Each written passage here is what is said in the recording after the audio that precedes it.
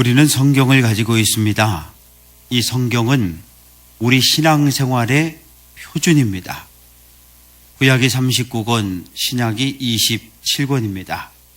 그런데 성경 대부분은 유대인들, 즉 아브라함의 자손들이 기록을 했습니다.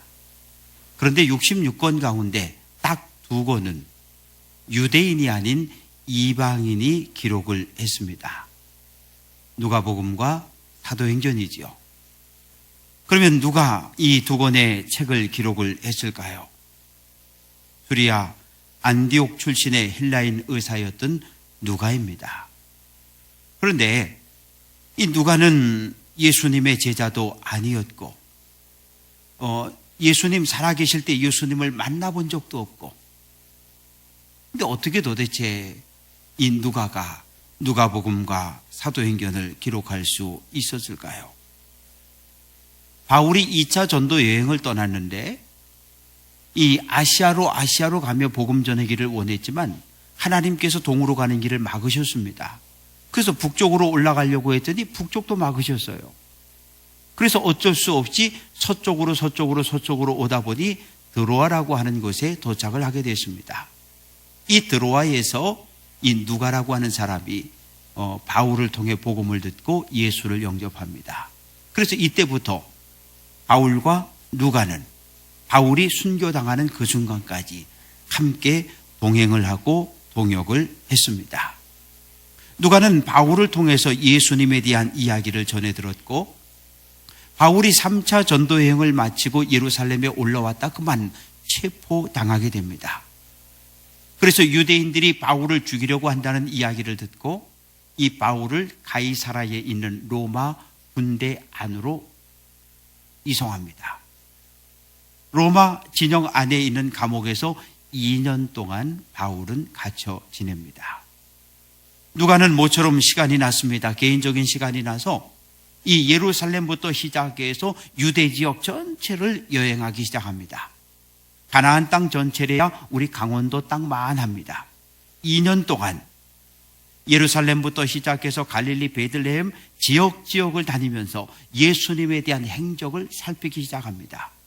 예수님이 베들레헴에 태어나셨다는데 태어난 장소도 가보고, 예수님이 갈릴리 나사렛에서 성장하셨다는데 그 동네도 찾아가 보고, 그리고 예수님을 만나서 귀신 들렸다가 병이 온전해졌던 마리아도 만나보고, 오른손 말랐다가 예수님 만나서 병 고침 받은 사람도 만나보고, 베세다 광야에서 오병이어의 기적 속에서 떡을 먹어보고 물고기를 먹어봤던 사람들을 만나보고, 예수님 만나고 변화된 인생을 살고 있는 사람들을 만났고, 그들을 통해서 언제 예수님을 만났고 어디서 만났고 예수님이 어떻게 기도해 주셨는지 그런 내용들을 하나하나 세세하게 기록하기 시작을 합니다.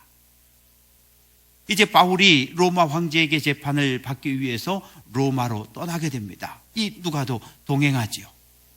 로마에 가서 바울은 또 감옥에 갇혀 있습니다. 그 시간 동안에 이 누가는 누가복음을 기록을 합니다. 예수님 요단강에서 세례받고 기도할 때 하늘이 열렸고 성령이 비둘기같이 임합니다. 예수님 성령 충만하심을 입습니다. 성령 충만함을 입은 예수님은 성령의 이끌림을 받아 광야로 나갔는데, 광야에 나가서 마귀에게 시험을 당하십니다. 내가 하나님의 아들이냐? 이 돌을 떡으로 만들어 봐라. 너 내게 절해라. 내가 하나님의 아들이냐? 이 성전 꼭대기에서 뛰어내려 봐라. 예수님은 마귀의 시험을 하나님의 말씀으로 물리치십니다. 누가복음 4장 13절, 마귀가 모든 시험을 다 한 후에 얼마 동안 떠나니라, 이렇게 기록하고 있습니다. 사랑하는 성도 여러분, 마귀는 우는 사자같이 성도들이 영적으로 나태해지기를 기다리고 있습니다. 늘 깨어 기도함으로 마귀의 시험에 쓰러지지 않는 성도 되시기를 주님의 이름으로 축원합니다. 예수님 마귀의 시험을 물리치고 갈릴리로 돌아왔습니다. 돌아와 보니까 예수님에 대한 소문이 쫙 퍼져 있어요. 사람들은 예수님을 라삐오라고 불렀습니다. 라삐는 무엇입니까? 선생님입니다. 율법을 가르치는 선생님. 이 랍비는 회당에 들어가서 율법을 가르칠 수 있었습니다. 그래서 예수님은 회당을 방문하실 때마다 말씀을 가르칩니다. 예수님 성령 충만함으로 성령의 권능을 가지고 말씀을 전하시니 말씀을 듣는 사람들로부터 칭송을 받습니다. 칭송받다, 이 말은 높은 평가를 받다, 이런 뜻입니다.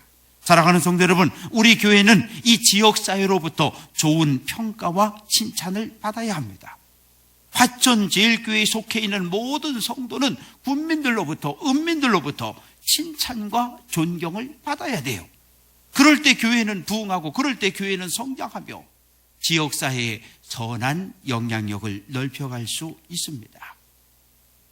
예수께서 그 자라나신 곳 나사렛에 이르러라고 말씀합니다.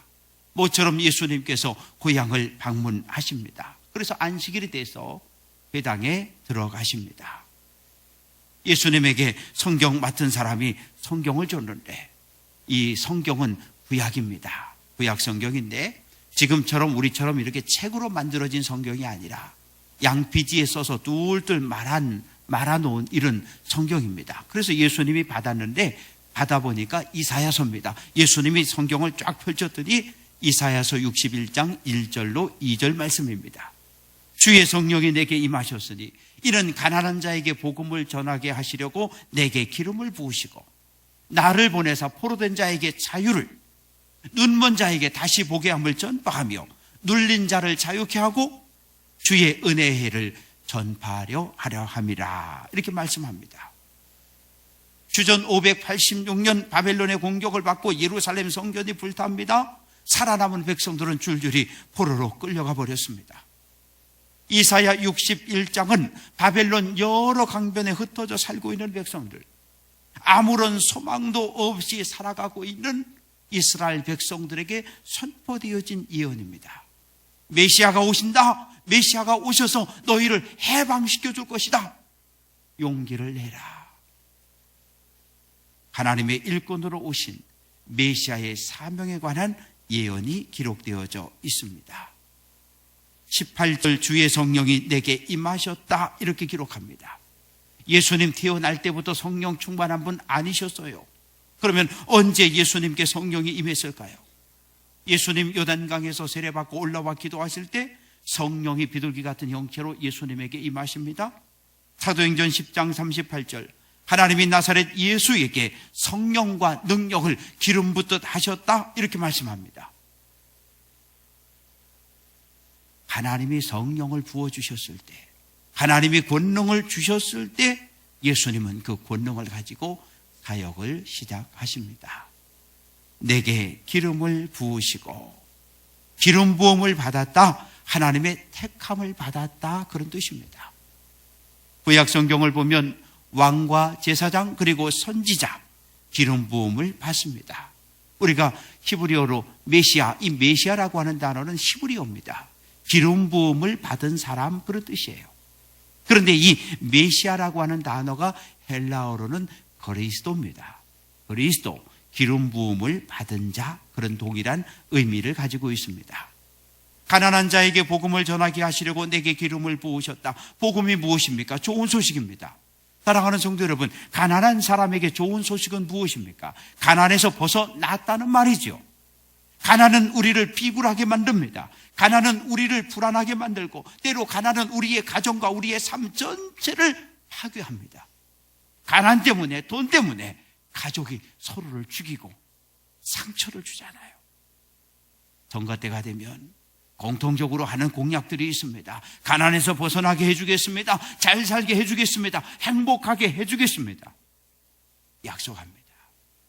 모든 사람들은 가난에서 벗어나는 것을 소망하며 살고 있습니다. 나를 보내사 포로된 자에게 자유를 전파하게 하셨다. 여기서 나는 메시아로 오신 예수님을 말합니다. 이사야는 메시아가 오신다라고 예언했는데, 이사야 선지자가 예언했던 메시아, 그분은 바로 예수님입니다. 예루살렘 성이 함락됐습니다. 살아남은 백성들은 포로로 끌려갔고, 아니면 애굽으로 달아났고 종으로 팔려갔습니다. 집도 밭도 없는 바벨론 여러 강변의 황무지에 살면서 언제 고향에 돌아갈 수 있으려나, 눈물 지며 기도합니다. 예수님 당시 유대는 로마 제국의 식민 통치를 받고 있었어요. 나라의 주권을 빼앗겼으니 세금을 내라면 내야 하고 황제를 신으로 숭배하라면 숭배해야 했습니다.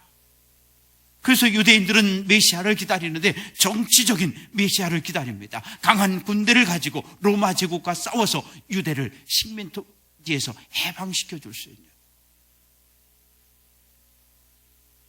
눈먼 자에게 다시 보게 함을 전파하며 라고 말합니다. 눈이 멀었다는 것은 빛을 볼 수 없다는 말이지요. 시각장애를 갖고 있다는 말입니다. 장애와 질병으로 고통받는 사람들이 많이 있습니다.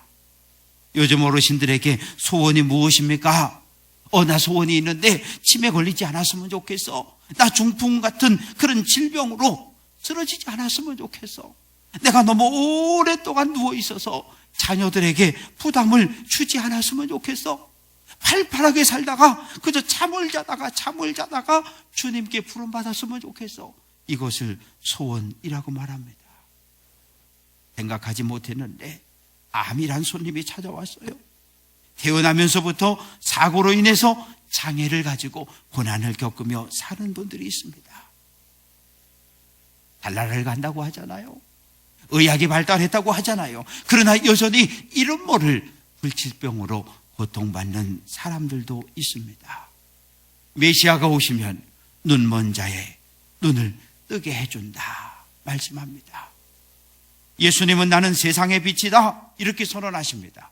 사랑하는 성도 여러분, 예수님을 만나야 합니다. 예수님을 만나면 우리의 눈이 띄어지고 우리는 빛 대신 주님 앞에 나아갈 수 있습니다. 믿음의 눈, 영의 눈이 띄어져 우리의 메시아로 이 땅에 오신 예수를 그리스도로 고백하고 영접하는 성도 되시기를 주님의 이름으로 축원합니다. 눌린 자를 자유롭게 한다. 메시아 예수님은 눌린 자를 자유롭게 합니다. 오늘 우리는 무엇에 눌려 살고 있습니까? 돈에 눌려 삽니다. 질병에 눌려 삽니다. 전쟁의 위협과 두려움에 눌려 살고 있습니다. 대부분의 많은 사람들이 다양한 고난과 고통에 짓눌리고 억눌린 삶을 살고 있습니다. 오늘 우리가 살고 있는 이 세상 평화롭지 않아요. 평화가 무엇입니까? 몸이 건강한 것, 이게 평화입니다. 마음이 편안한 것, 이게 평화입니다. 몸은 건강한데 마음의 평화를 잃어버린 사람들이 있어요. 밥을 먹을 수가 없고 잠을 자지 못하고 무기력함에 빠져서 하루하루를 보내는 안타까운 사람들이 있습니다. 예수님은 눌린 사람들을 자유롭게 하시려고 이 땅에 오신 메시아이십니다. 귀신 들린 사람에게 귀신을 내쫓고 질병으로 고통받는 사람에게 병을 고치고 장애를 가진 사람들을 치유함으로 메시아임을 드러내셨습니다. 사랑하는 성도 여러분, 이런 놀라운 일이 언제 벌어집니까? 19절 주의 은혜의 해, 즉 신년에 일어난다고 말합니다.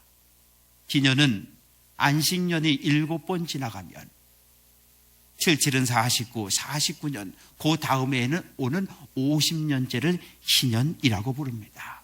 열심히 살았는데 열심히 일했는데 그만 잘못돼서 빚을 많이 져서 땅을 다 빼앗겼고 또 빚을 너무너무 많이 져서 가족들도 나 자신도 종으로 팔려가는 일들이 생겨났습니다. 소망은 오직 하나, 신년이 오기만을 기다리는 거예요.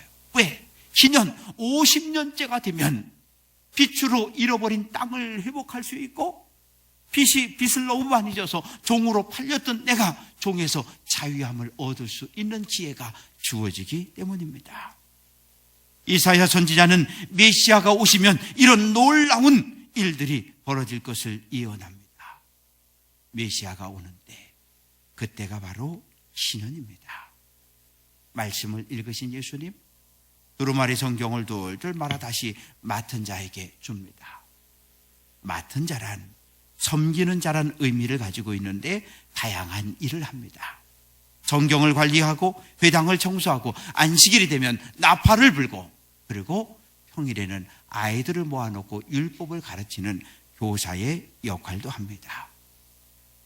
성경이 낭독되어질 때 회중들은 다 일어났어요. 우리들도 그렇게 하잖아요.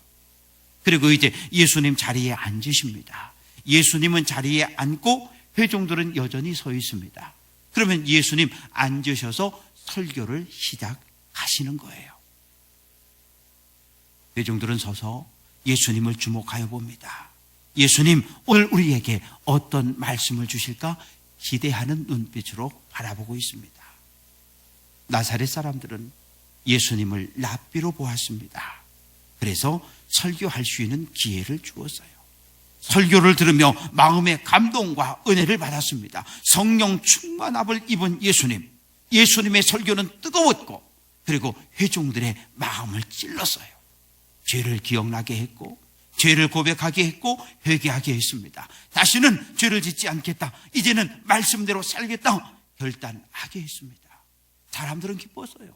우리 마을에서, 이렇게 작은 우리 마을에서 예수처럼 이렇게 훌륭한 랍비가 나온 것에 대해 대단히 기뻐하며 즐거워했습니다. 그러나 사람들의 기쁨, 사람들의 즐거움은 단 한마디로 인해서 분노와 욕설로 뒤바뀝니다. 21절, 이 글이 오늘 너희 귀에 응하였느니라. 이 글이 오늘 너희 귀에 응하였느니라. 응하였다, 이루어졌다, 성취되었다, 그런 뜻이에요. 예수님 나사렛 대장에서 첫 설교를 하셨는데 이사야 선지자가 예언했던 말씀이 오늘 나를 통해 이루어졌다.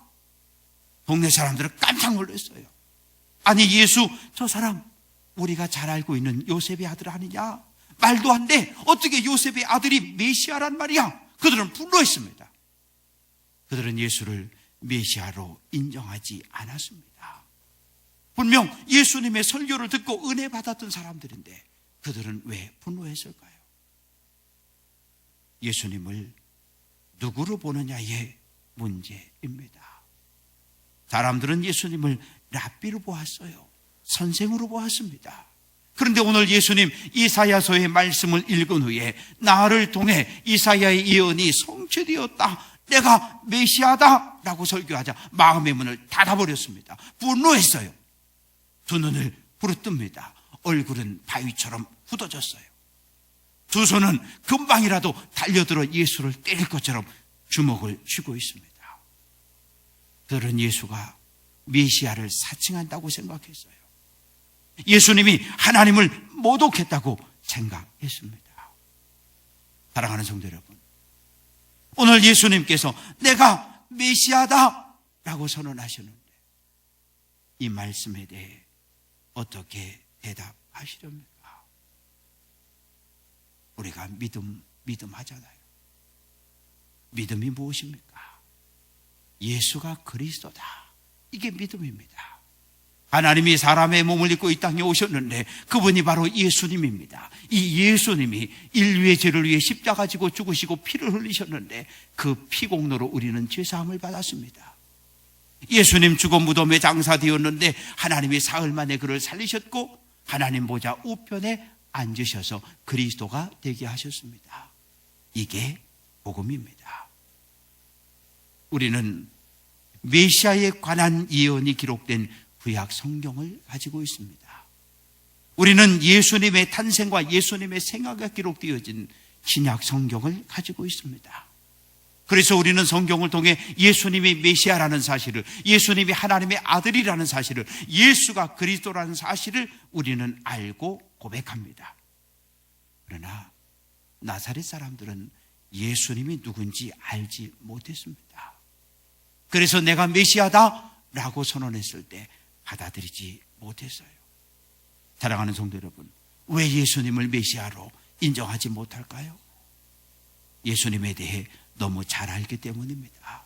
무려 30년 동안 한 동네 한 마을에서 함께 살았잖아요. 예수의 아버지 요셉 알고 있습니다. 요셉의 직업 목수, 그 아들 예수 목수. 아버지는 죽었고 어머니 마리아와 동생들과 함께 살고 있음. 유대 사회에서 목수는 천대받는 직업입니다. 때때로 성을 건축하는 일에 동원되어져야 했고 경제적으로 넉넉하지 못한 삶을 살았습니다. 개콘이라고 하는 그 콘서트에 보니까 도찐 개찐이라고 하는 코너가 있었어요. 도찐 개찐 도찐 개찐 하잖아요. 예수, 저 사람과 우리와 별반 다른 게 없는데 감히 메시아라니 화가 났어요. 나보다 잘난 거 없는 놈이 어느 날 갑자기 나타나서 메시아라니, 우리 고향 출신의 랍비라고 대접해 주었다니 메시아라니, 저런 미친놈을 보았나. 저거 그냥 두면 안 되겠다. 동네 밖으로 끌어내자. 돌로 쳐 죽이자. 동네 사람들은 예수님을 동네 밖으로 끌어냈고 낭떠러지에서 떨어뜨려 죽이려고 합니다. 사랑하는 성도 여러분, 왜 누가는 이사야의 예언이 예수님을 통해서 이루어졌다고 기록하고 있을까요? 도대체 어떤 근거를 가지고? 이사야 선지자는 예수님보다 500년 앞서 활동했던 선지자입니다. 누가가 2년 동안 예수님이 태어난 베들레헴, 그리고 자라난 나사렛, 그리고 가버나움, 예루살렘, 유대 전역을 다니면서 예수님의 행적을 조사했잖아요. 수많은 기적의 현장에서 예수님을 만났던 사람들의 이야기를 듣고 죽었다가 살아난 나인성 과부의 아들의 이야기도 듣고 만났고, 그러면서 누가가 내린 결론은 예수, 이분은 이사야 선지자가 예언했던 메시아가 맞다, 이렇게 기록을 하고 있습니다. 예수님 때가 찼고 하나님의 나라가 가까이 왔으니 회개하고 복음을 믿으라 선포합니다. 예수님 온 몸으로 하나님의 나라를 선포했지만 예수님께 돌아온 것은 십자가의 죽음입니다. 유대인들은 하나님의 아들로 메시아로 이 땅에 오신 예수님을 거부했습니다. 그리고 예수를 십자가에 못 박아 죽였습니다. 하나님의 나라, 천국은 어떤 곳일까요? 하나님이 통치하는 곳, 하나님의 말씀이 이루어지는 곳, 그곳이 바로 천국입니다. 너희는 먼저 그의 나라와 그의 의를 구하라. 그리하면 이 모든 것을 너희에게 더 하시리라 말씀합니다. 이 모든 것을 너희에게 더 하겠다. 이 모든 것 안에 가난한 자의 문제가 있고 포로된 자의 문제가 있고 눈먼 자, 눌린 자, 각종 장애와 질병으로 고통받는 사람들의 모든 문제가 이 속에 담겨 있습니다. 우리가 하나님을 찾고 하나님의 나라를 구할 때 하나님께서 우리의 모든 문제, 억눌리고 짓눌린 모든 문제를 해결해 줄 것을 약속하셨습니다. 하나님의 나라는 분명히 있습니다. 천국은 오늘도 한 발짝 한 발짝 우리를 향해 다가오고 있습니다. 우리의 생각과 우리의 마음과 우리의 삶의 방향을 온전히 하나님께로 향하시기를 주님의 이름으로 축원합니다. 사랑하는 성도 여러분, 예수님 제자들을 향해 너희는 나를 누구라 하느냐 물으셨어요. 오늘 예수님 우리에게 물으십니다. 나는 메시아다. 너희는 나를 누구라 생각하느냐 라고 물으십니다. 우린 이 질문에 답해야 합니다. 예수님은 그리스도이십니다. 예수님은 살아계신 하나님의 아들입니다. 고백하는 성도 되시기를 주님의 이름으로 축원합니다. 만일 예수를 그리스도로 고백하지 못한다면 우리는 하나님의 백성이 될 수 없고 우리는 천국에 들어갈 수 없고 우리는 그리스도인으로 살 수 없습니다. 사업이 부도가 났어도, 몸에 암이 찾아왔어도, 중풍에 걸려 쓰러졌어도, 치매가 걸렸어도 예수님은 메시아, 예수님은 그리스도라고 하는 이 고백에는 변함이 없어야 합니다. 우리의 구원자 되신 예수님과 동행하는 삶, 하나님의 나라 천국을 소망하는 삶을 통해서 빛 대신 예수 그리스도를 이 세상에 증거하며 살아갈 수 있는 복음의 증인들 되시기를 주님의 이름으로 축원합니다. 기도합니다. 어둠 속에 빛으로 오신 하나님 감사합니다. 하늘 보자 버리시고 사람의 몸을 입고 이 땅에 오신 예수님 감사합니다. 십자가에 죽고 피 흘리심으로 우리의 모든 죄가 사함받게 하시니 감사합니다. 하나님 백성 다 되어사오니 하나님 백성답게 살게 하시고 빛 되신 예수의 빛을 우리 안에 모셨사오니 어두운 세상 빛으로 살게 해 주옵소서. 언제 어디서나 주는 그리스도시요 살아계신 하나님의 아들입니다라고 하는 이 고백에 변함이 없게 도와 주옵소서. 모든 영광 주께 돌려드리옵고 나사렛 예수 그리스도의 이름으로 기도합니다. 아멘.